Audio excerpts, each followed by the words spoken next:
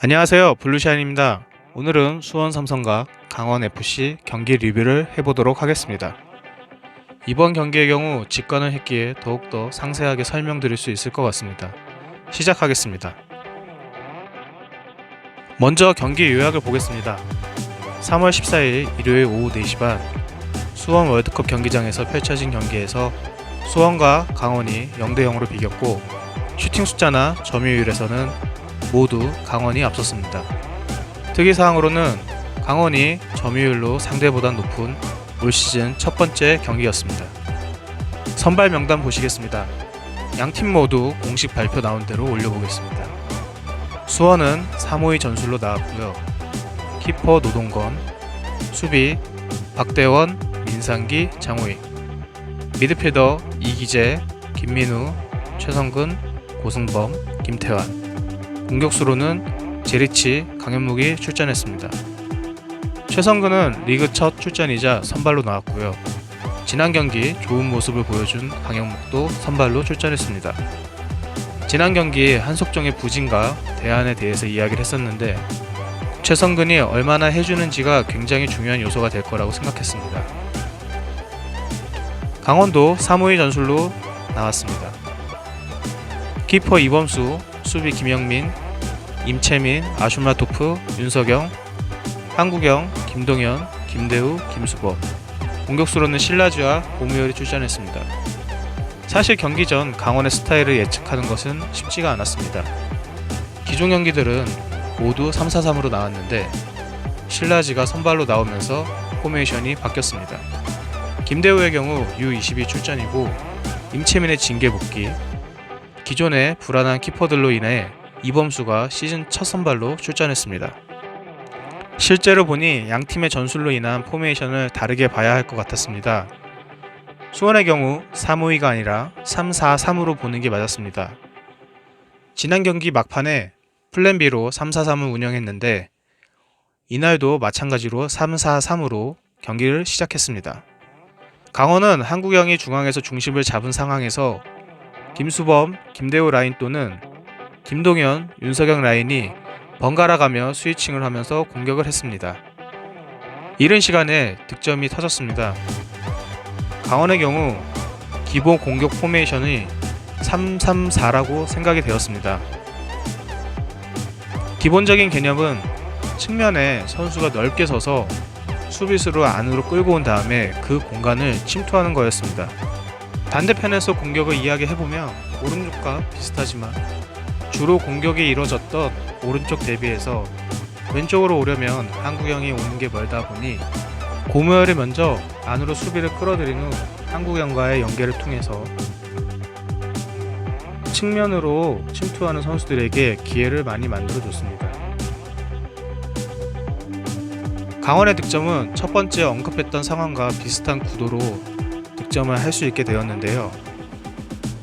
김수범이 이기재를 끌고 나오면서 김민우 자리까지 이동을 한 후 빌드업하는 임채민이 김수범에게 패스를 줍니다. 이후 김수범은 논스톱으로 김대우와 볼을 주고, 김대우 역시 논스톱으로 리턴 패스를 받고 뒷공간을 침투를 합니다. 이기재, 김민우 등 수원의 수비진이 기존의 김민우 자리에 몰려서 수비를 하게 되지만 이기재가 나온 공간은 수원에게 약점이 되었고, 이 공간을 침투한 김대우가 볼을 받아 너무 여유롭게 크로스를 한 후 역시 뒷공간을 침투하는 신라지에게 실점을 하게 됩니다.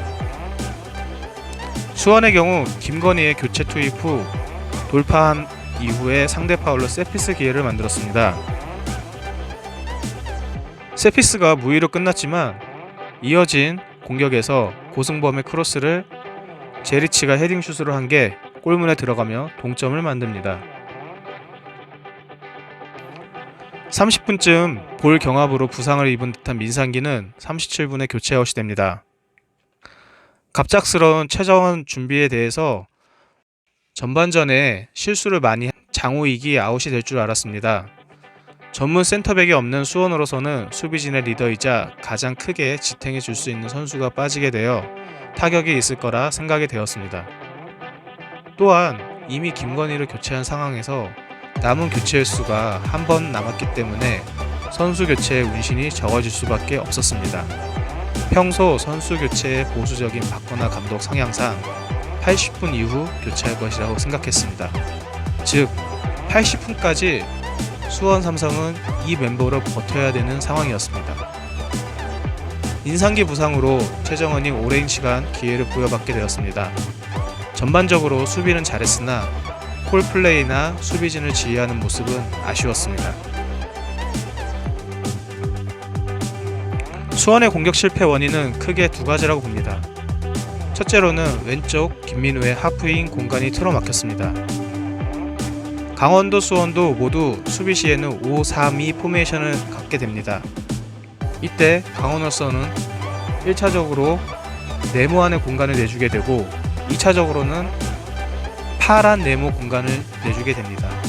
수원의 경우 전반적으로 김민우의 움직임에 따라 왼쪽에서 공격이 시작되는 편인데 김민우가 보시는 바와 같이 파란 네모 쪽으로 움직임을 가져갔으나 강원에선 중앙 미드필더들이 움직이면서 이 위치를 막다 보니 김민우의 위치까지 볼 전개가 되지 않았습니다. 김민우는 무의미하게 계속 침투하고 있었고 김민우가 있는 자리에 볼을 주는 시도를 해본 거는 박대원이 많았으며 도와주러 온 최성근, 고승범까지 너무 좁은 공간에서 사람만 많게 공격하려고 했으나 상대도 이미 틀어막고 있었기에 결국 수비한테 백패스를 하게 되고 또 그 백패스는 골키퍼까지 이어져서 골키퍼의 롱킥으로 가는 패턴이 반복되었습니다. 두 번째는 오른쪽 공간 전환이 실패했다는 것입니다. 앞서 공격한 수원이 빨간 네모 안에서 많은 숫자를 두며 공격을 시도한 상황에서 공간을 넓히는 방법은 반대쪽으로 전환을 하는 방법입니다. 이전에 한석종이 있는 경우 김태환이 침투를 하면 그 공간에 바로 볼을 주는 상황을 시도하지만 최성근의 경우 그런 능력이 아쉬운 게 사실이었습니다.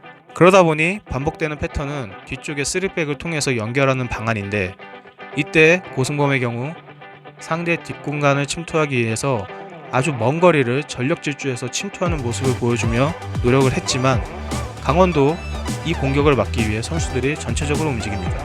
즉 수원의 전환이 늦다 보니 볼의 속도도 굉장히 늦어졌고 고승범은 체력만 낭비되는 모습이 반복되었습니다. 전개할 공간이 없는 수원은 또 백패스 이후 골키퍼의 롱킥 그리고 제리치의 경합이 반복되었습니다.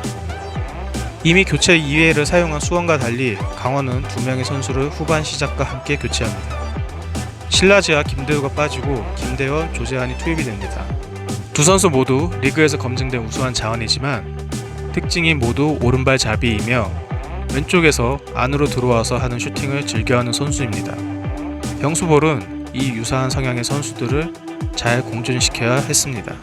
전반장의 공격 상황에서 강원은 수원의 우측면을 쉽게 공략했습니다. 아슈마토프가 오른쪽 풀백의 위치로 옮겨가면서 좋은 패스를 연결을 해줬고 왼쪽에 있는 윤석영과 김대원의 위치에서 한국영을 거쳐 반대편으로 넘어가는 플레이도 수준 높게 이루어졌습니다. 이러한 비대칭 전술의 가장 큰 수혜자는 김동현으로 넓은 활동과 적절한 경기 운영 및 패스로 돋보이는 모습을 보여줬습니다. 혹여 볼이 뺏긴 경우에는 전방 압박을 강하게 하며 수원의 롱볼을 유도했습니다. 롱볼을 유도해도 제리치가 1선의 헤딩이 아니라 2선에서 헤딩을 하면서 뒷공간 침투도 원활하지 못했고 헤딩을 하더라도 강원 선수들이 세컨볼을 따면서 유리하게 경기를 운영했습니다. 총평 정리를 해보겠습니다. 수원 삼성의 졸전이라고 하기에는 어려울 수 있지만 그동안 좋았을 때의 모습이 안 나오면서 굉장히 어려운 축구를 했습니다. 승점 1점이라도 얻은 것이 다행이라고 할 수 있을 것 같습니다. 체력적 부담이 여실히 느껴진 경기였습니다. 전반전에는 의미 없는 침투로 인해서 체력이 많이 소모되었으며 기존의 경기들과 다르게 전방 압박 라인도 높아서 부담이 되었습니다. 주장인 김민우를 비롯한 여러 명의 선수들이 기존과 다르게 드리블, 패스 미스를 하였으며 특히 후반 김민우의 잘못된 판단으로 굉장히 위험한 찬스를 준 것은 변명의 여지가 없다고 생각합니다. 결국 후반은 강원의 일방적인 공격을 버텼습니다. 얇은 스쿼드의 문제점을 느꼈습니다. 주중 경기 피로도를 고려해서 로테이션을 가동하고 한석종을 끝까지 아꼈습니다. 하지만 고승범은 극도로 체력이 소모되었고 민상기마저 부상을 당해 다음 경기 출장이 불투명합니다. 그래도 제리치는 기회에서 골을 넣으며 자신의 가치를 보여줬고 최성근도 오랜만에 풀타임 출전하였습니다.